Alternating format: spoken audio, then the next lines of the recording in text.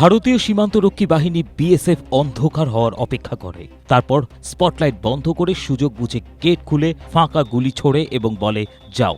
এভাবেই বাংলাদেশে পুশিনের শিকার ভুক্তভোগীরা তাদের অভিজ্ঞতা বর্ণনা করেন।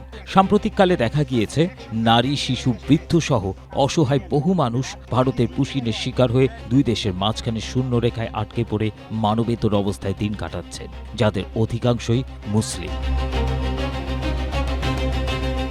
পশ্চিমবঙ্গের 9 কোটি মানুষের প্রায় 30% মুসলমান। ভারতের বিজেপি সরকার মুসলিম সংখ্যালঘুদের টার্গেট করে দেশটিকে একটি হিন্দু রাষ্ট্রে রূপান্তর করছে বলে অভিযোগ ভুক্তভোগীদের। জীবন অবাক না করলে কে করবে? 28% মিল্ক ফ্যাটের অবাক করার সাথে ফ্রেশ মিল্ক পাউডার। জীবন অবাক করুক প্রতিদিন। হিউম্যান রাইটস ওয়াচের এশিয়া অঞ্চলের উপপ্রধান মীনাক্ষী গাঙ্গুলি অভিযোগ করেন, ভারতীয় কর্তৃপক্ষ নিষ্ঠুরভাবে মূলত মুসলিম পরিবারগুলোকে বাংলাদেশে ঠেলে দিচ্ছে অথবা সীমান্তে আটকে রেখে যাচ্ছে।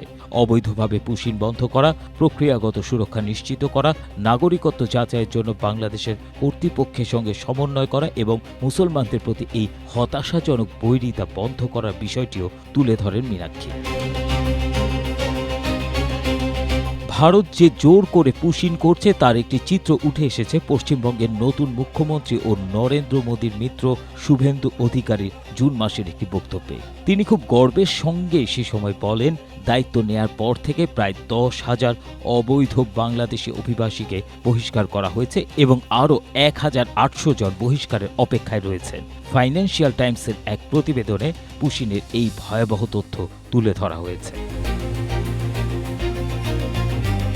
ভারতীয় সংশ্লিষ্ট কর্মকর্তারা বলছেন, ভারত বাধ্য হয়ে অভিবাসীদের পুশব্যাক করছে। তারা আরও বলেন, শেখ হাসিনা ক্ষমতায় থাকাকালে তাকে বন্ধু হিসেবে দেখা হতো, তাই তারা বিষয়টি নিয়ে খুব বেশি চাপ দেয়নি, কিন্তু এখন তিনি ক্ষমতায় নেই, তাই তারা এটি অনেক বেশি জোরালোভাবে করছে।